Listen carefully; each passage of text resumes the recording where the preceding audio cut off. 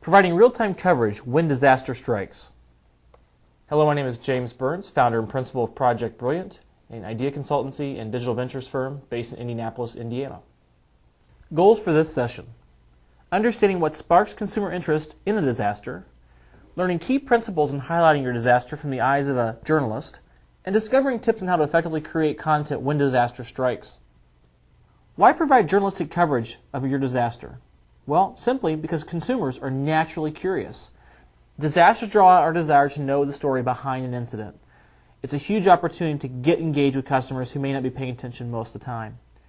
Consumers are also naturally supportive, and they want to find ways to help when disaster strikes. Consumers are naturally social, and they're going to share what they know with others, building awareness and action. Because of that, that means new news is real news. And nobody understands what's happening in real time with your business more than you and your whole team. So take advantage of that so that you're the one presenting what's happening versus others. Why? Because you'll control the facts. You'll control what people are hearing, and you're going to be the one driving the conversation, not those around you with rumor or speculation. Some key principles that you want to learn from how media utilizes social platforms and real-time reporting to build more awareness and more affinity to the situation.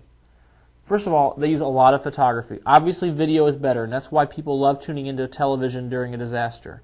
But you need to make sure that you're using video effectively and that's edited well. Don't just post content or post any content. Be selective about what you're doing. Visuals tell stories in ways that words themselves can't. Remember, focus on people. Faces draw people in.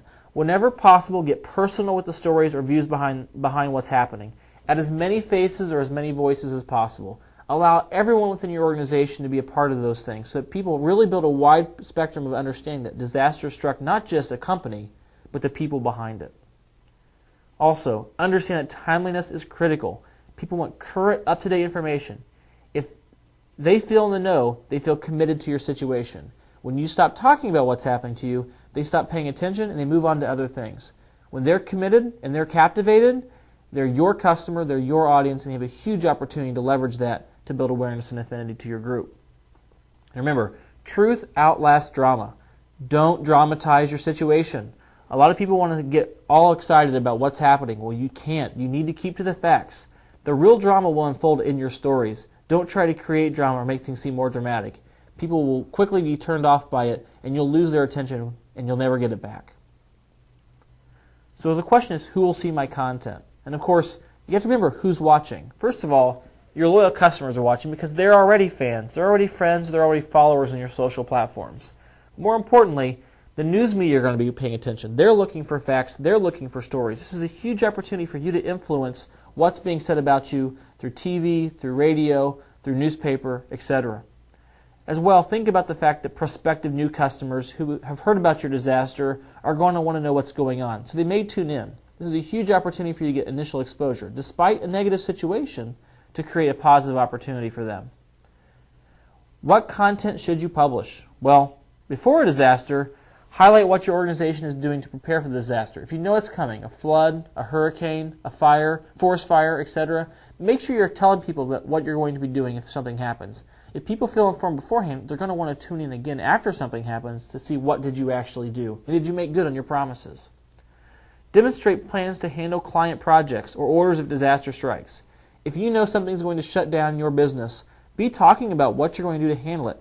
People want to have confidence that you're capable of fulfilling their needs. Remember, at the end of the day, it's all about what your customers need from you, not just what's happening with your situation or your disaster.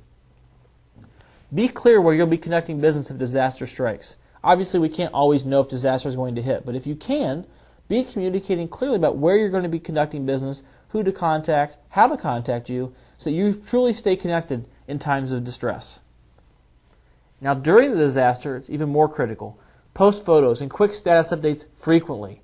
The more your friends, fans, and followers see, the more committed to your needs they're going to be, and they're going to comment on it and share it with their friends.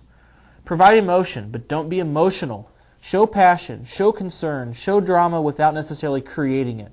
People can draw out emotion through your voice and through the words you select. Be careful, but tactical about how you talk about what's happening.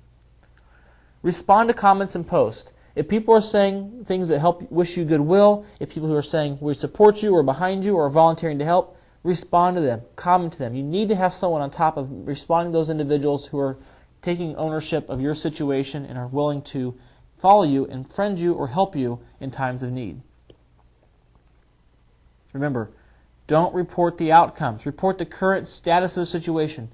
Allow the drama to unfold. Let it take a little bit longer. Let it draw out longer if you can. And always avoid speculation. When you start talking about what you think might be happening or what's going on and it doesn't come true, people lose their trust. People want facts. They want to build real information. They want to know what's really happening, not what you think might be happening. After the disaster is over, once you've had a chance to kind of catch your breath, create photo galleries. Create content that showcases the overall damage or impact. Remember, report the facts, not the assumptions. People will love to go through your photos. They'll love to go through video footage showcasing what has happened.